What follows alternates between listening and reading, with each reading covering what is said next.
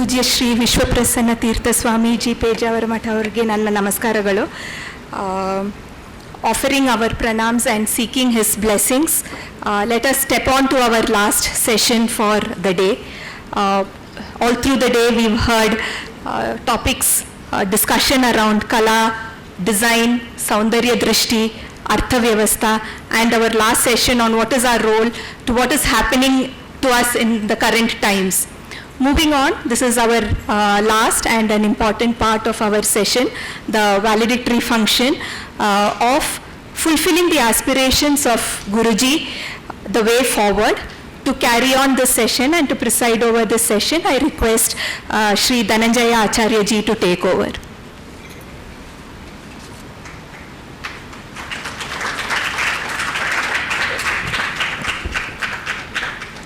ಶ್ರೀಯುತರಾದ ರವೀಂದ್ರ ಶರ್ಮಾ ಗುರೂಜಿ ಅವರ ಪುಸ್ತಕಗಳ ಲೋಕಾರ್ಪಣಾ ಕಾರ್ಯಕ್ರಮ ಪರಮಪೂಜ್ಯ ಶ್ರೀ ವಿಶ್ವಪ್ರಸನ್ನ ತೀರ್ಥ ಶ್ರೀಪಾದರ ಅಧ್ಯಕ್ಷತೆಯಲ್ಲಿ ನಡೀತಾ ಇದೆ. ಹಾಗಾಗಿ ಆರಂಭದಲ್ಲಿ ನಾನು ಕೆಲವು ಗಣ್ಯರನ್ನು ವೇದಿಕೆಗೆ ಬರಮಾಡಿಕೊಳ್ತೇನೆ. ಆಮೇಲೆ ಅವರ ಪರಿಚಯ ಮತ್ತು ಸ್ವಾಗತವನ್ನು ಮಾಡ್ತೇನೆ. ಪ್ರಾರಂಭದಲ್ಲಿ ನಾನು ಯಾರ ಹೆಸರನ್ನು ಕರೀತೇನೆ, ದಯವಿಟ್ಟು ಎಲ್ಲ ಗಣ್ಯರು ಕೂಡ ಬಂದು ತಾವು ಆಸನದಲ್ಲಿ ಆಸೀನರಾಗಬೇಕು ಅಂತ ನಾನು ಪ್ರಾರ್ಥಿಸಿಕೊಳ್ತೇನೆ. श्रीमती अम्मा जी, उनसे अनुरोध है आप मंच पर विराजमान हो जाए. आशीष गुप्ता जी, आशीष गुप्ता, श्रीमान आशीष गुप्ता. ಶ್ರೀಯುತರಾದ ಗಜಾನನ ಲೋಂಧೆ ಹಾಗೂ ಸುಪರ್ಣಾ ದಿವಾಕರ್ ಅವರು, ಡಿ ಮಹೇಂದ್ರ ಅವರು.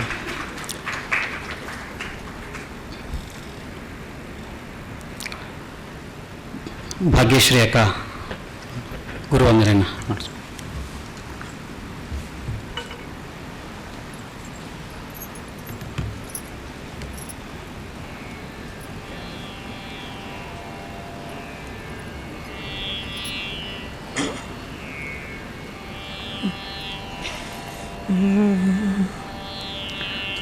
ಸ್ಮರಿಸು ಗುರುಗಳ ಮನವೇ, ಸ್ಮರಿಸು ಗುರುಗಳ,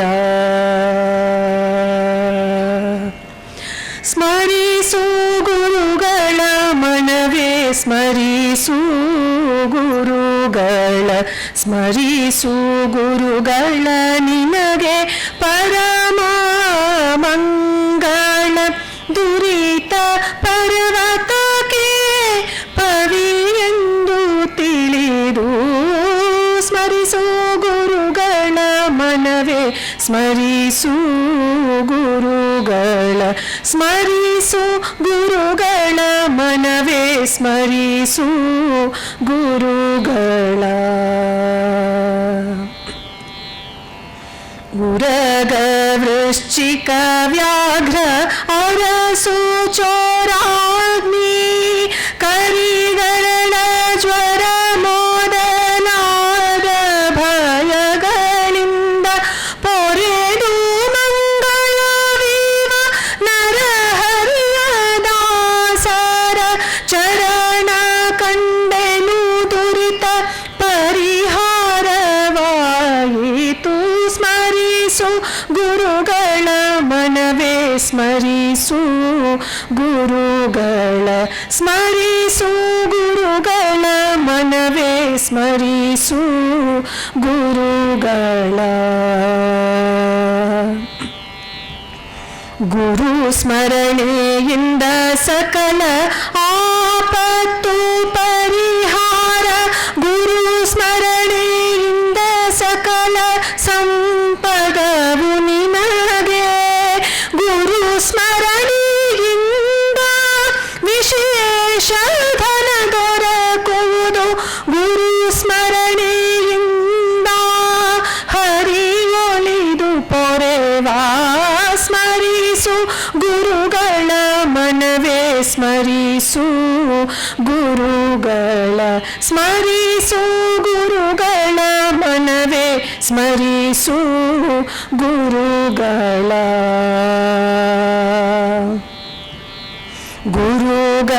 ಗುರುಗಳಿಂದಧಿಕ ಇನ್ನಾರು ಆಪ್ತರು ನಿನಗೆ, ಗುರುಗಳೇ ಪರಮ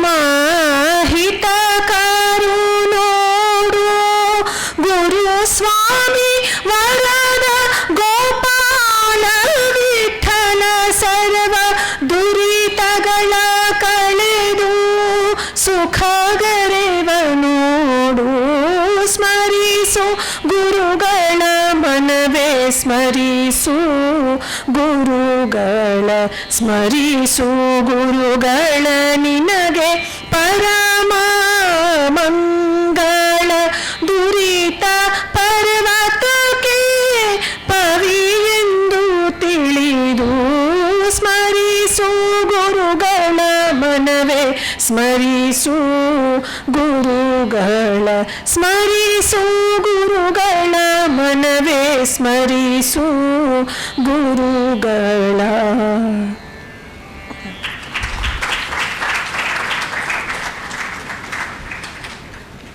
ಗುರುಗಳ ಸ್ಮರಣೆಯೇ ಎಲ್ಲ ಆಪತ್ತುಗಳನ್ನು ಪರಿಹಾರ ಮಾಡುತ್ತೆ ಅಂದರೆ ಸಾಕ್ಷಾತ್ ಗುರುಗಳನ್ನು ಕಣ್ಣು ತುಂಬಿಸಿಕೊಳ್ತಾ ಇದ್ದೇವೆ. ಹಾಗಾಗಿ ಜೀವನದಲ್ಲಿ ನಾವೇ ಧನ್ಯವಂತರು. ಅಂತಹ ಒಂದು ಭಾವನೆಯನ್ನು ತಮ್ಮ ಪದ್ಯದ ಮೂಲಕ ನಮಗೆ ತಿಳಿಸಿಕೊಟ್ಟ ಭಾಗ್ಯಶ್ರೀ ಅಕ್ಕ ಅವರಿಗೆ ಧನ್ಯವಾದಗಳನ್ನು ಅರ್ಪಿಸ್ತೇನೆ. ಇವತ್ತಿನ ಈ ಕಾರ್ಯಕ್ರಮ ಕೊನೆಯ ಹಂತ, 2 ದಿನಗಳಿಂದ ನಿರಂತರವಾಗಿ ನಡೀತಾ ಇರುವಂತಹ ಕಾರ್ಯಕ್ರಮ ಗುರುಗಳ ಸನ್ನಿಧಿಯಲ್ಲಿ ಕೊನೆಯ ಹಂತದಲ್ಲಿ ನಾವಿದ್ದೇವೆ. ಇವತ್ತು ಈ ಕಾರ್ಯಕ್ರಮಕ್ಕೆ ಅಧ್ಯಕ್ಷರಾಗಿ ನಮ್ಮೊಂದಿಗೆ ಪರಮಪೂಜ್ಯರಾದಂತಹ ಪೇಜಾವರ ಮಠಾಧೀಶರಾದಂತಹ ಶ್ರೀ ವಿಶ್ವಪ್ರಸನ್ನ ತೀರ್ಥ ಶ್ರೀಪಾದರು ಇದ್ದಾರೆ. ಸ್ವಾಮಿಗಳ ಕಾರ್ಯಕ್ರಮ, ಅವರ ನಿರಂತರತೆ ನಮಗೆಲ್ಲರಿಗೂ ಕೂಡ ಗೊತ್ತಿದೆ. ಒಂಚೂರು ಸಮಯವನ್ನು ವ್ಯರ್ಥ ಮಾಡದೆ ವಿದ್ಯಾಪೀಠದಲ್ಲಿ ವಿದ್ಯಾರ್ಥಿಗಳಿಗೆ ಪಾಠ ಆಗಬಹುದು ಅಥವಾ ಬೇರೆ ಬೇರೆ ಗುರುಕುಲಗಳ ಅಭಿವೃದ್ಧಿಯ ದೃಷ್ಟಿಯಿಂದ ಮಾಡ್ತಕ್ಕಂತಹ ಸಮಾವೇಶಗಳು, ಇದೆಲ್ಲದರ ಮಧ್ಯದಲ್ಲಿ ಬೇರೆ ಬೇರೆ ಊರುಗಳಿಗೆ ಹೋಗೋದು, ಅಲ್ಲಿ ಭಕ್ತರನ್ನು ಅನುಗ್ರಹಿಸುವಂತಹದ್ದು, ಎಲ್ಲದರ ಮಧ್ಯದಲ್ಲಿ ಪೂರ್ಣಪ್ರಮತಿ ಕಡೆಯಿಂದ ಶ್ರೀಪಾದರಿಗೆ ಒಂದು ಆಹ್ವಾನ ಹೋಗಿದೆ ಅಂತಂದರೆ ಇದು ನನ್ನ ಸಂಸ್ಥೆ ಅಂತಂದುಕೊಂಡು ಪರಮಪೂಜ್ಯ ಶ್ರೀಪಾದರು ಎಂದಿಗೂ ಇಲ್ಲ ಅಂತ ಹೇಳದೆ ತಮ್ಮ ಆ ದೈನಂದಿನ ಚಟುವಟಿಕೆಗಳ ಮಧ್ಯದಲ್ಲಿ ಪೂರ್ಣಪ್ರಮತಿಗೂ ಒಂದು ಅವಕಾಶವನ್ನು ಕಲ್ಪಿಸಿಕೊಟ್ಟು ಇವತ್ತು ಇಂತಹ ದೊಡ್ಡ ಕಾರ್ಯಕ್ರಮಕ್ಕೆ ಬಂದು ನಮ್ಮನ್ನೆಲ್ಲ ಹರಿಸುವವರಿದ್ದಾರೆ.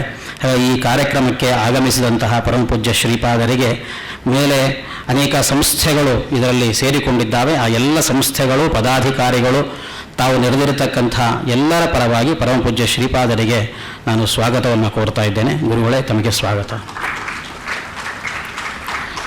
ಈ ಕಾರ್ಯಕ್ರಮದಲ್ಲಿ ನಮ್ಮೊಂದಿಗೆ ಇವತ್ತು ಡಿ ಮಹೇಂದ್ರ ಅವರು ಇದ್ದಾರೆ.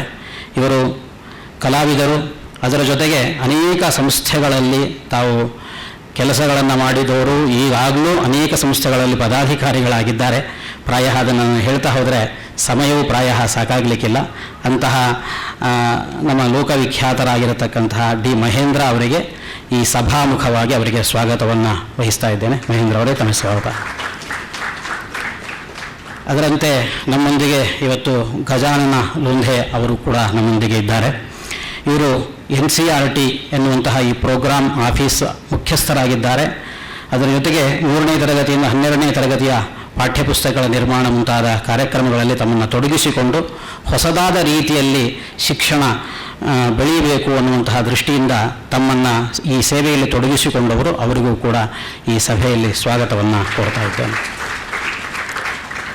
ಅದರಂತೆ ನಮ್ಮೊಂದಿಗೆ ಇವತ್ತು ಸೇರಿಕೊಂಡಿದ್ದಾರೆ ಸುಪರ್ಣಾ ದಿವಾಕರ್ ಇವರು, ಭಾರತೀಯ ಶಿಕ್ಷಣ ತಜ್ಞೆ.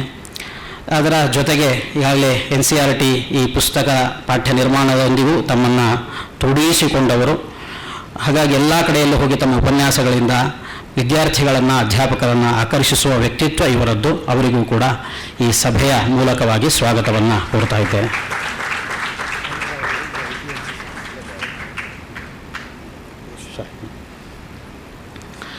ಜೊತೆಗೆ ನಮ್ಮೊಂದಿಗೆ ಈ ಕಾರ್ಯಕ್ರಮದ ಮುಖ್ಯ ರೂವಾರಿ ಆಗಿರತಕ್ಕಂತಹ ಆಶೀಶ್ ಗುಪ್ತಾ ಅವರು ಕೂಡ ಇಲ್ಲಿದ್ದಾರೆ. ಮತ್ತು ಅದರ ಜೊತೆಗೆ ರವೀಂದ್ರ ಶರ್ಮಾ ಅವರು ಇಷ್ಟೆಲ್ಲ ಕಾರ್ಯಗಳನ್ನು ಮಾಡಿದ್ದಾರೆ ಅಂದರೆ ಅದರ ಹಿಂದೆ ಬೆನ್ನೆಲುಬಾಗಿ ನಿಂತವರು ಅಮ್ಮಾಜಿಯವರು, ಅವರು ಕೂಡ ನಮ್ಮೊಂದಿಗೆ ಇದ್ದಾರೆ. ಅವರಿಬ್ಬರಿಗೂ ಕೂಡ ಸಭೆಯ ಮೂಲಕವಾಗಿ ನಾನು ಸ್ವಾಗತವನ್ನು ಕೋರ್ತಾ, ಇವತ್ತು ಈ ಸೆಷನ್ನಲ್ಲಿ ಯಾವ ಪುಸ್ತಕಗಳ ಲೋಕಾರ್ಪಣೆ ಆಗಲಿಕ್ಕಿದೆಯೋ ಆ ಪುಸ್ತಕಗಳ ಪರಿಚಯವನ್ನು ಮಾಡಿಸಿಕೊಡಬೇಕು ಅಂತ ನಾನು ಆಶೀಶ್ ಗುಪ್ತಾ ಅವರನ್ನು ಕೇಳಿಕೊಳ್ತೇನೆ. अभी जिन पुस्तकों का लोकार्पण हो रहा है उन पुस्तकों का परिचय आप करा दीजिए.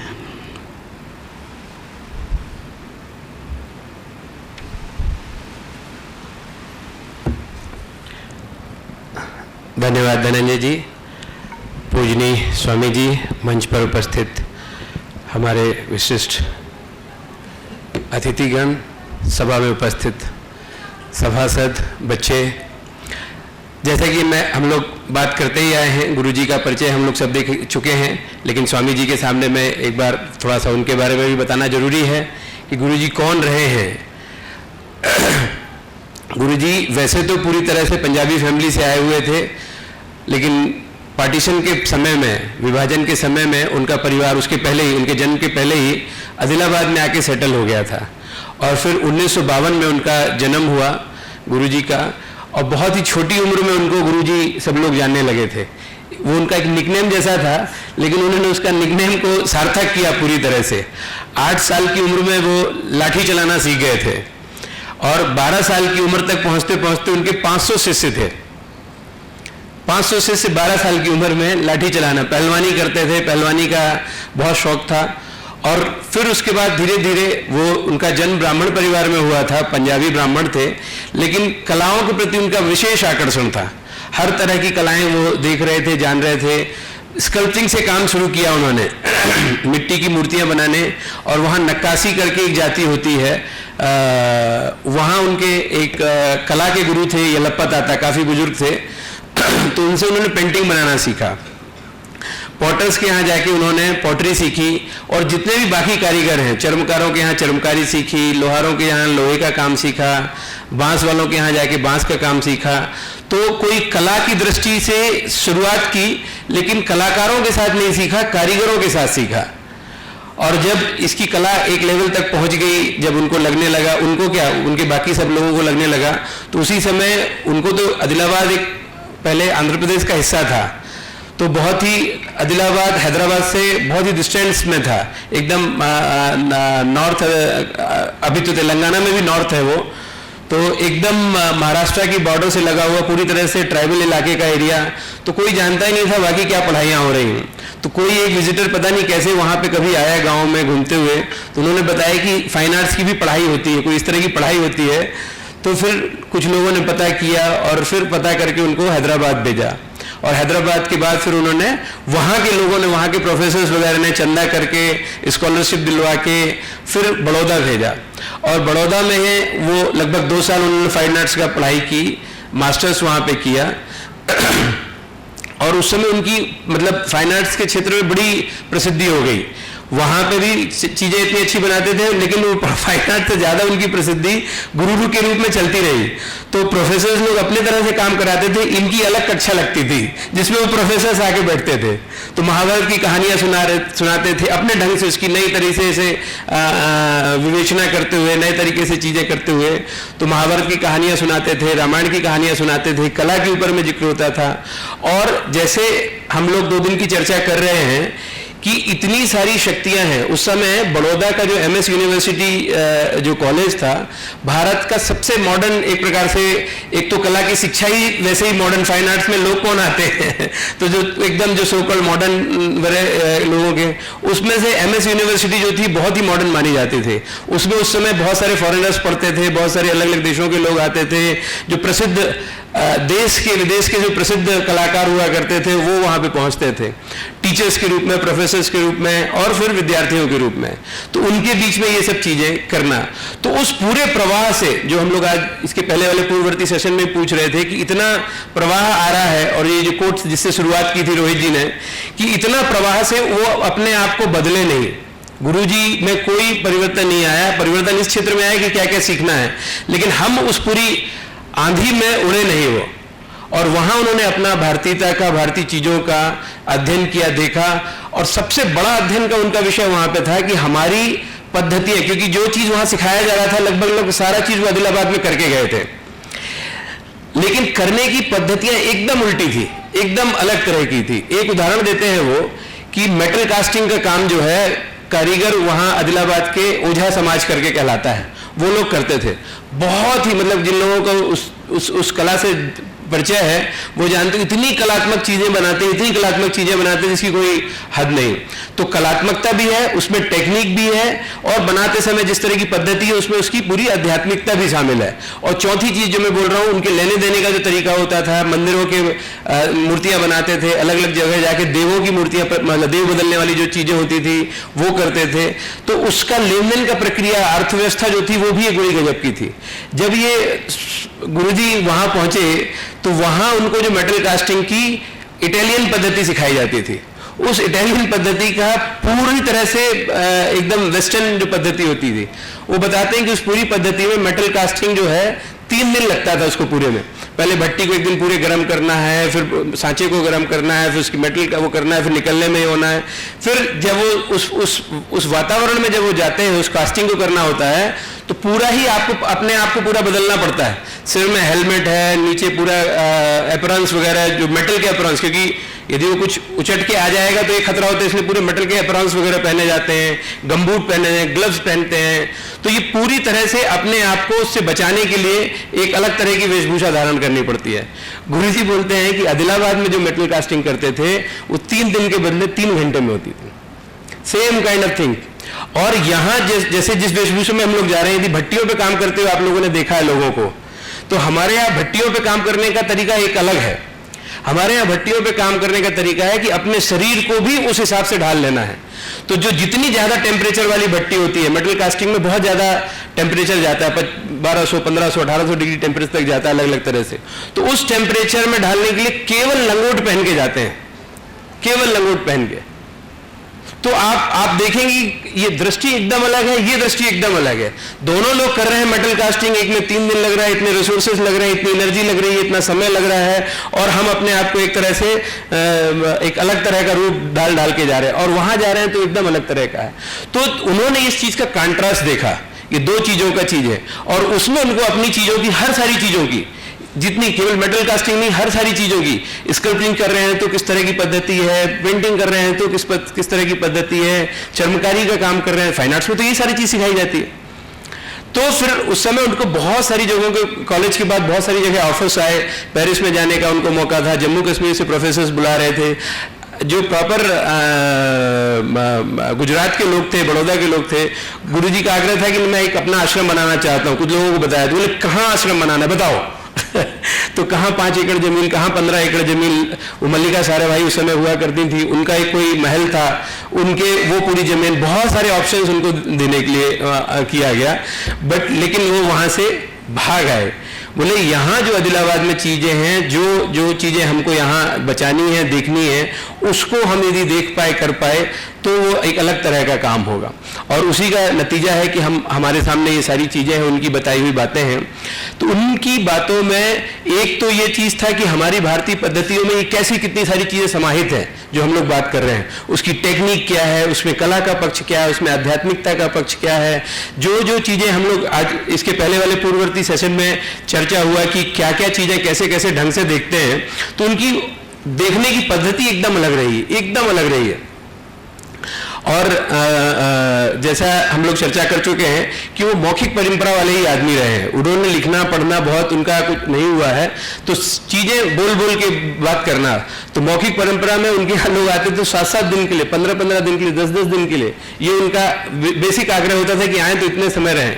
तो उनका जो अध्ययन का, खुद का स्वयं का अध्ययन देखा जाए तो जो हम लोग चर्चा कर चुके हैं कि 20 किलोमीटर रेडियस का लगभग क्षेत्र जो है, और फिर ऑब्जर्वेशंस, डायरेक्ट ऑब्जर्वेशंस, बहुत सारी जगह पढ़ाई, शास्त्र अध्ययन, ये वो उनका नहीं रहा है।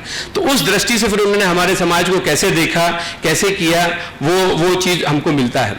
वो एक बताते हैं कि हम लोग जो आजकल बहुत सुनते हैं ना कि हमारा बहुत अत्याचार रहा है समाज में, इस तरह से रहा है, एक जाति का दूसरी जाति से, बड़ी जाति ऊंची जाति। वो बोलते हैं कि हम लोग एक गांव, मतलब उनके गांव में बाजार लगता था, तो एक बाजार में वो गए तो बैल की खरीदी बिक्री चल रही थी, बैल की खरीदी बिक्री चल रही थी। तो 1-2 लोगों का सौदा हुआ, एक जिसने खरीदना था, जिसने बेचना था, वो सब हुआ। तो जिसने खरीदा उसने पैसे निकाल के इसको दिए कि हाँ भाई चलो ये सौदा अपना पक्का हो, उसने पैसे रखा के रखे। पैसे लेने के बाद ये बोलते हैं जिसने बेचा कि चल चाय पी के आते हैं। तो बोला नहीं नहीं मैं चाय नहीं पीता हूँ। तो बोले चल बीड़ी पीते हैं, नहीं नहीं नहीं मैं बीड़ी नहीं पीता हूँ। बोले चल भाई चल तम्बाकू खा ले, बोले नहीं मैं तम्बाकू नहीं खाता हूँ। तो इसने जिसने बड़ी पैसे लिए उसने पैसे निकाले उसको वापस कर दिए, बोले जा मैं तेरे से नहीं, मैं अपना बैल तेरे को नहीं बेचता हूँ। तो बोले ये क्या बात हुई यार, बात तो ये तो अलग चीज़ है, ये अलग चीज़ है, बेल बिक्री अलग चीज़ है, ये अलग चीज़ है। तो उसका कहना था कि भाई जो ना कुछ खुद चाय पीता है, न बीड़ी पीता है, न तम्बाकू खाता है, वो तो काम कर करके परेशान करेगा, खुद तो परेशान होगा, मेरे बैल को भी परेशान करेगा। मैं ऐसी जगहों पे अपने बैल को नहीं देता, ऐसी जगहों पे मैं अपने बैल को नहीं देता जा। तो उनका कहना है कि आज ये समाज देखिए जिस अत्याचार की बात करें, जो अपने जानवरों के प्रति अत्याचार नहीं सोच सकते हैं, वो किस तरह की चीज होगी। लेकिन उसके साथ वो रुकते नहीं है गुरुजी का यही एक बढ़िया सी चीज होती है। वो बोलते हैं कि आजकल देखिए आज का समाज किस तरह का हो गया। आज हम अपने खुद तो परेशान हो रहे हैं, 8 घंटा जो काम करने के बदले 18 घंटे 20 घंटे काम कर रहे हैं, और अपने बच्चों को भी उसी चीज को काम करने के लिए तैयार कर रहे हैं। 18 घंटे पढ़ाई कर तो ये होगा, 15 घंटे पढ़ाई कर तो ये होगा। तो ये जहां हम एक समाज ये था जो अपने बैलों के बारे में भी इतना सोचता था, और एक समाज ये है जो अपने बच्चों को खुद को बैलों की तरह गधों की जैसे तैयार कर रहा है बोलते हैं। तो ये देखने का नजरिया है कि कैसे कैसे कैसे चीजें कहां से किस तरह से देखी जाती हैं। तो ऐसे बहुत सारे एपिसोड्स हैं। एक बार वो बताते हैं कि शायद सेवाग्राम या किसी आश्रम में गए, तो खाना खाने की जो पद्धति हमारे यहाँ तो हमेशा से रही, अपना खुद उठा के खाना है और रखना है ना, थाली उठा के रखना है, ये करना है। तो गुरुजी बोलते हैं कि मैं थोड़ा मजे लेने के मूड में था, तो सारे लोग जा रहे थे, तो वो उन्होंने थाली वहीं छोड़ दी। तो थाली वहीं छोड़ दी जब, तो वहाँ बुजुर्ग से पहरेदार तब रहते हैं वाशरूम में, तो उन्हें एक पहरेदार आके बोलेंगे अरे महाराज ये क्या कर रहे हो, अपनी थाली उठाओ, कुछ काम खुद करना चाहिए, ये करना चाहिए, ये क्या समस्या लगा रखी है, अपने अपने थोड़ा तो स्वावलंबी बनो। तो गुरुजी बोलते हैं कभी हमारे समाज में हर सारी चीज स्वावलंबी होती थी। जो चर्मकार है वो अपना काम करता था, जो लोहार है अपना काम करता था, बढ़ई अपना काम करता था। वो जब स्वावलंबी जब अपना खाना बना रहा है, अपना अपनी रोटी बेटी अपना सब कुछ कर रहा है, तो उसको स्वावलंबी नहीं बोल रहे हो तुम, उसको वहां पे अछूत बोल रहे हो। यहाँ मैं अछूत हूं क्या, मेरी थाली नहीं उठा सकते तुम लोग, मैं तो ब्राह्मण परिवार का हूं। तो ये जो देखने के नजरिए हैं कि कैसे कहाँ किसको हम अछूत बोल सकते हैं, किसको नहीं बोल सकते हैं, ये बहुत तरह की पद्धतियां, बहुत तरह के ऑब्जर्वेशंस रहे हैं।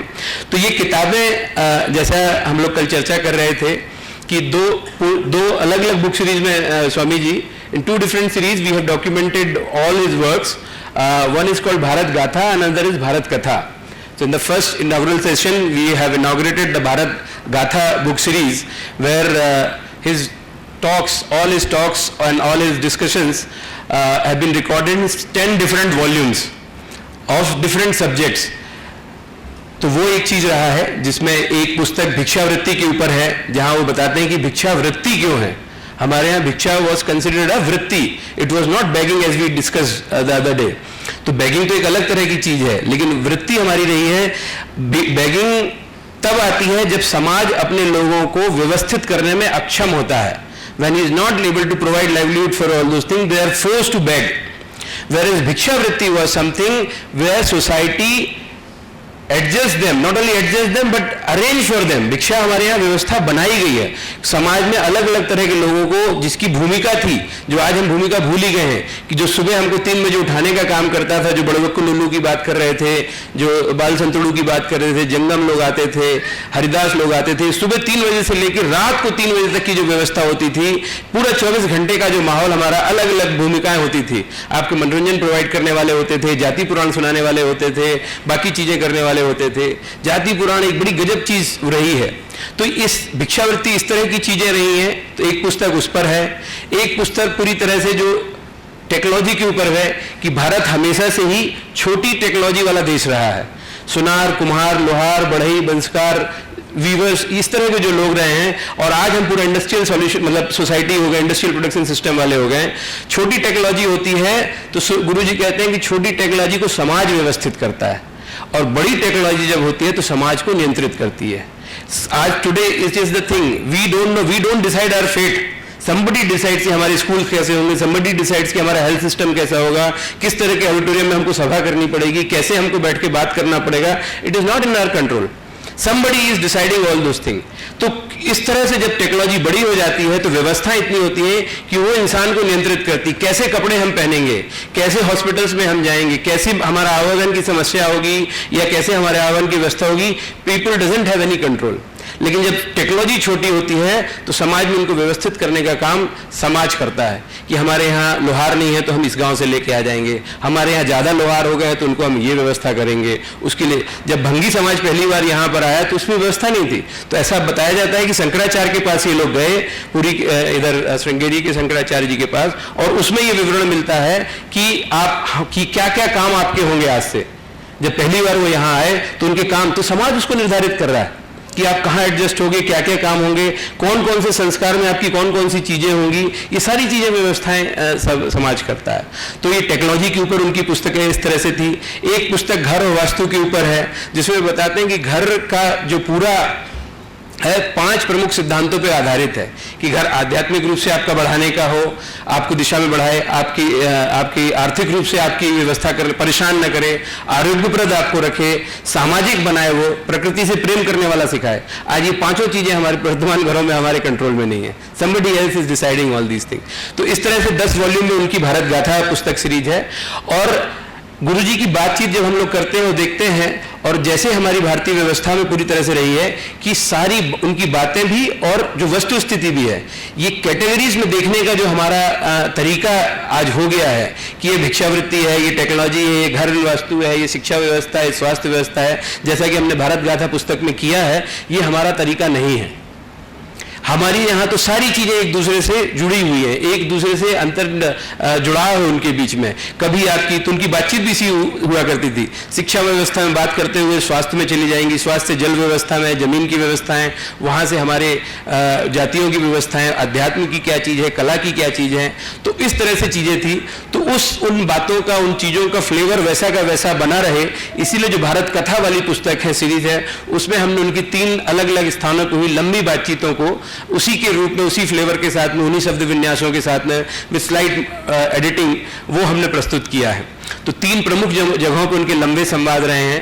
मसूरी में 2009 में गांधी जी की हिंद स्वराज की 100वीं वर्षगांठ पर एक 7 दिवसीय संगोष्ठी हुई थी. उसमें पहली बार गुरुजी को 3 दिन के लिए लंबा, वैसे उनकी बातचीत होती रहती थी, लेकिन पहली बार किसी सभा में उन्होंने इतनी लंबी बातचीत की थी. तो दैट वाज रिकॉर्डेड देयर. फिर 2011 में आदिलाबाद में एक 7 दिन के लिए हम लोग केवल रिकॉर्डिंग के पर्पज से बैठे हुए थे. 8-10 लोग ही थे उस पूरी रिकॉर्डिंग के समय में. तो वो एक लंबी 7 दिन की बातचीत रिकॉर्ड हुई थी. और तीसरी जो थी बिजनौर में 2013 में रिकॉर्ड, उनके एक लंबा व्याख्यान था, 3 दिन का वो भी व्याख्यान था. तो उसको रिकॉर्ड करके हमने उसको एज इट इज ट्रांसक्राइब करके प्रेजेंट किया है. तो ये 3 कथाएं. और फिर 2015 के बाद गुरुजी का स्वास्थ्य थोड़ा सा गड़बड़ हुआ तो उस तरह की लंबी सभाएं तो नहीं हो पाई. 2018 में वो हमारे बीच में नहीं रहे. 2019 से 20 से हमने ये काम मतलब ऑफिशियल रूप से चालू किया. काम तो इस पूरी पुस्तकों पे गुरुजी के रहते ही चालू हो चुका था 2014 में. But 2019 when we approached IGNC to publish these books, to start working on these books, they were more than happy to sort of support us in taking this forward. And उस तरह से हमारी पुस्तकें हमारे सामने हैं.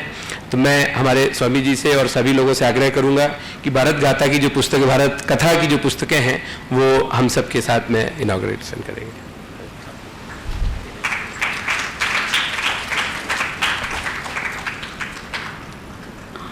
ಎಲ್ಲ ವೇದಿಕೆಯಲ್ಲಿ ಉಪಸ್ಥಿತರಿರುವ ಎಲ್ಲ ಗಣ್ಯರಲ್ಲಿಯೂ ಪ್ರಾರ್ಥನೆ. ಭಾರತ ಕಥಾ ಈ ಸೀರೀಸಿಗೆ ಸಂಬಂಧಪಟ್ಟ ಎಲ್ಲ ಪುಸ್ತಕಗಳನ್ನು ಗಣ್ಯರು ಲೋಕಾರ್ಪಣೆ ಮಾಡಬೇಕು ಅಂತ ನಾನು ಎಲ್ಲರಲ್ಲಿಯೂ ಕೂಡ ವಿನಮ್ರನಾಗಿ ಕೇಳಿಕೊಳ್ತಾ ಇದ್ದೇನೆ. ಆದಿತ್ಯಾದಿ ನವಗ್ರಹ ಸ್ನಾನವ ಮಾಡಿರೋ ಜ್ಞಾನ ತೀರ್ಥದಲ್ಲಿ, ಸ್ನಾನವ ಮಾಡಿರೋ ಜ್ಞಾನ ತೀರ್ಥದಲ್ಲಿ, ನಾನು ನೀನೆಂಬ ಅಹಂಕಾರವ ಬಿಟ್ಟು ಸ್ನಾನವ ಮಾಡಿರೋ ಜ್ಞಾನ ತೀರ್ಥದಲ್ಲಿ, ಸ್ನಾನವ ಮಾಡಿರೋ ಜ್ಞಾನ ತೀರ್ಥದಲ್ಲಿ. ಶ್ರೀಯುತರಾದ ಆಶೀಶ್ ಗುಪ್ತಾ ಇವರು ಆ ಎಲ್ಲ ರವೀಂದ್ರ ಶರ್ಮಾ ಅವರ ಉಪನ್ಯಾಸಗಳನ್ನು ಸಂಗ್ರಹ ಮಾಡಿ ಪುಸ್ತಕ ರೂಪದಲ್ಲಿ ತಂದಿಟ್ಟಿದ್ದಾರೆ. ಅದರ ಜೊತೆಗೆ ಆ ಪುಸ್ತಕಗಳ ಪರಿಚಯವನ್ನು ನಮಗೆ ಮಾಡಿಸಿಕೊಟ್ಟಿದ್ದಾರೆ. ಹಾಗಾಗಿ ಅವರಿಗೆ ಧನ್ಯವಾದಗಳನ್ನು ಅರ್ಪಿಸ್ತೇನೆ. ಅದರಂತೆ ಪುಸ್ತಕಗಳ ಲೋಕಾರ್ಪಣೆ ಮಾಡಿದ ಎಲ್ಲ ಗಣ್ಯರಿಗೂ ಕೂಡ ನಾನು ಧನ್ಯವಾದಗಳನ್ನು ಅರ್ಪಿಸಿ, ಈಗ ಒಬ್ಬೊಬ್ಬರಾಗಿ ನಾನು ಅತಿಥಿಗಳನ್ನು ವೇದಿಕೆಗೆ ಕರೀತೇನೆ. ಅವರು ಬಂದು ತಮ್ಮ ಅಭಿಪ್ರಾಯಗಳನ್ನು ಮಂಡಿಸಬೇಕು ಅಂತ ನಾನು ಕೇಳಿಕೊಳ್ತೇನೆ. ಆರಂಭದಲ್ಲಿ ಶ್ರೀಮತಿ ಸುಪರ್ಣಾ ದಿವಾಕರ್ ಇವರನ್ನು ನಾನು ಆಮಂತ್ರಿಸ್ತೇನೆ. ಈ ಸಂದರ್ಭದಲ್ಲಿ ತಮ್ಮ ಅಭಿಪ್ರಾಯಗಳನ್ನು ಹಂಚಿಕೊಳ್ಳಬೇಕು.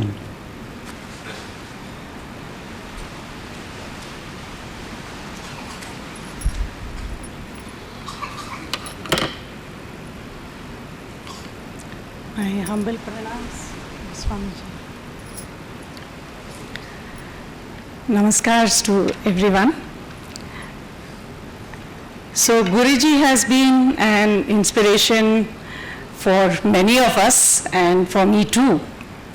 I have been working in the development sector for almost 36 years, and so this idea of development that Guruji talked about and practiced has been something that I have been engaging with for a long time. In particular, I feel that because this session is about what is the way forward, I feel that given the context in which we are today, that out of the 9 planetary boundaries, we have crossed 7. We are seeing the world around us. We are seeing young people complaining about toxic work environments. And I interact with a lot of young people, and I find there is a sort of sense of hopelessness of the future.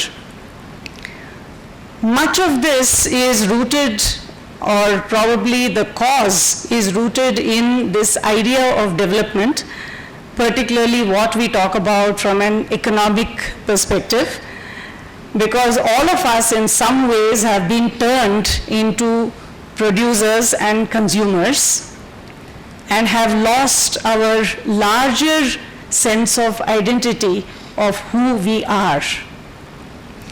I feel that Guruji's work takes us back to recognizing who we are and provides a framework around which we can start thinking about what we need to do for the future in terms of thinking about the development paradigm. A regenerative paradigm, a regenerative development, a regenerative economics, which is grounded in the Bharatiya Drishti, which actually is so holistic once we begin to start examining it. In the afternoon session, we talked a little bit about the need for a new framework, a new Shastra, and the contributions of Guruji will definitely inform any kind of Shastra or framework that we will develop in the coming years. So I really sincerely wish that all of us come together to create something that will not only be good for Bharat, but really the world itself from a holistic well-being perspective. Thank you very much.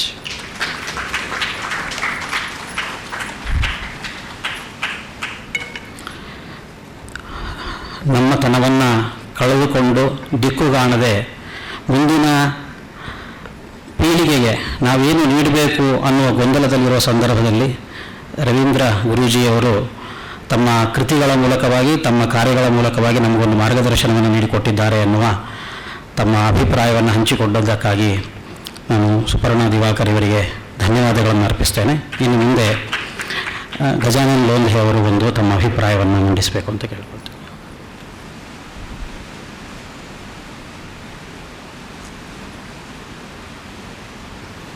Hariom. परम पूज्य स्वामी जी के चरणों में प्रणाम। नमस्ते to all. आज I am feeling proud, गर्व हो रहा है और थोड़ा खुद का एक बहुत पुण्य किसी जन्म का शायद है, तो आज इस कार्यक्रम में आप सबके साथ आ पाया हूँ, तो तो इसका I am just feeling so nice about it. मेरे मन में वैसे दो बातें आ रही है। एक बात, 10 साल पहले प्रशांत जी ने गुरुजी के बारे में पवन गुप्ता जी के साथ बहुत लंबी चर्चा हमारी बैंगलोर में हुई थी, तो गुरुजी का परिचय हुआ था। और उसके बाद प्रशांत जी ने हमारे लगभग सभी बैठकों में गुरुजी के बारे में, उनके आदिलाबाद और जीविका आश्रम के बारे में बहुत बातें कही थी। पवन जी के साथ भी गुरुजी के बारे में बहुत सुना था। तो 2 बार ऐसा हुआ जब प्रशांत जी ने उगादी के लिए फोर्स किया था कि आप आ जाइए। गुरुजी का स्वास्थ्य तब ठीक नहीं था, पर शायद मेरा इतना भाग्य नहीं था प्रशांत जी कि मैं गुरुजी को मिल पाऊँ तब। पर आज बहुत अच्छा लग रहा है कि जो प्रशांत जी से बात हो रही थी गुरुजी के बारे में, हमने सुना है, रिकॉर्ड तो तब किया नहीं था। और प्रशांत जी ने यह भी कहा था कि बहुत सारी बातें लिखी हुई नहीं है। तब ये लगता था कि ये कौन लिख के अगर दे दे, तब हम पुस्तक लिखने का काम संवित रिसर्च फाउंडेशन में कर रहे थे। तो प्रशांत जी ने कहा कि ये काम हो रहा है, और आज हम देख रहे हैं कि ये पुस्तक के रूप में, और शायद जो रिकॉर्डिंग्स है यूट्यूब में तो गुरुजी को हम सुनते हैं, पर वो रिकॉर्डिंग भी अगर कहीं है तो एक जो कथा की वो भी पब्लिश हो तो और भी अच्छा होगा। दूसरी बात, जब एनसीईआरटी में पुस्तक लिखने का काम चल रहा था तो भारत को जानना, भारत की बातें पुस्तकों में आना चाहिए, बच्चे भारत के बारे में जाने। तो IKS के बारे में बहुत सारी चर्चाएं होती है। तो IKS mean as a systematized knowledge, ये बच्चों के लिए ग्रहण करने जैसा नहीं है। स्कूल में तो समझ नहीं पाते, और बहुत सारे शिक्षक भी समझ नहीं पाते। तो पुस्तकों में हमने कुछ बातें लाई है। तो वहाँ पर जो टीम है, तो जब हमने ये गाथा के 10 वॉल्यूम पहली बार देखे तो सब टीम एकदम रोमांचित थी, और लगभग 7-8 दिन तक ये पुस्तक का वाचन हुआ, घर में हुआ, सुबह जागकर हुआ, रविवार को हुआ। और छोटी छोटी बातों पर जो आपने बैल वाली कहानी कही या जो भिक्षावृत्ति की कहानी कही, तो बहुत बातों पर चर्चा हुई। तब ये लगा कि कुछ हमारे पास एक अभी साहित्य है जिसे हम बच्चों के लिए इससे कुछ ले सकते हैं। मेरे मन में पर्सनली बहुत बार ये आता था कि बच्चों को हम पुस्तकों में तो दे दे, पर घर में ये बातें होनी चाहिए। परंपरा की बातें, पढ़ने की बातें नहीं है। और आपने भी जो मौखिक परंपरा की बात की, तो ये मौखिक परंपरा जिस तरह से आपने पुस्तकों में वर्णन किया है, लिखा है, तो ये ऐसे लगता है कि हम पढ़ नहीं रहे, सुन रहे हैं। तो आशीष जी, आपका बहुत धन्यवाद, और हम सबको भी इससे ज्ञान भी मिले और हमारा जीवन भी इस तरह से ढल जाए, ये अपेक्षा करता हूँ। बहुत धन्यवाद। और सबसे अंत में पहले से ये श्रीनिवास अन्ना जी को बहुत धन्यवाद, आपने आग्रह किया कि आप आ जाए इस प्रोग्राम में, सो बहुत बहुत धन्यवाद।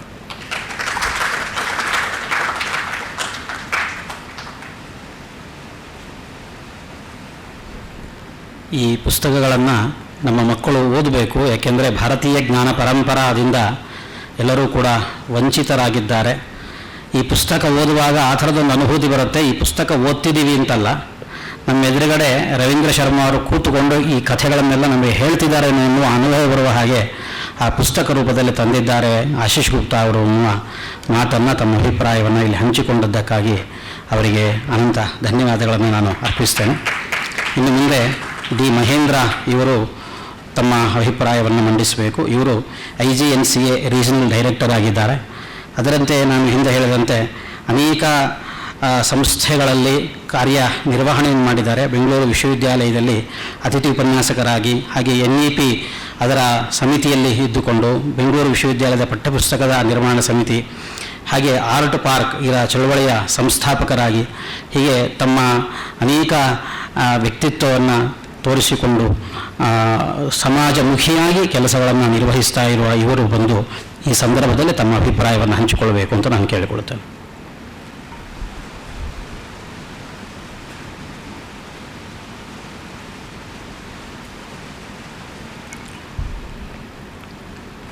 ನಮಸ್ತೆ ಸರ್ವಭ್ಯ. ಪೂಜನೀಯ ಸ್ವಾಮೀಜಿಗಳ ಚರಣಗಳಿಗೆ ನಮಸ್ಕರಿಸ್ತಾ, ನಾನು ನಾಥ ಸಂಪ್ರದಾಯ ಮೂಲದಿಂದ ಬಂದಂಥವನು. ನಾಥ ಸಂಪ್ರದಾಯದಲ್ಲಿ ಗುರುವೇ ಮುಖ್ಯ, ಬೇರೆ ಯಾವ ದೇವರು ಇರೋದಿಲ್ಲ.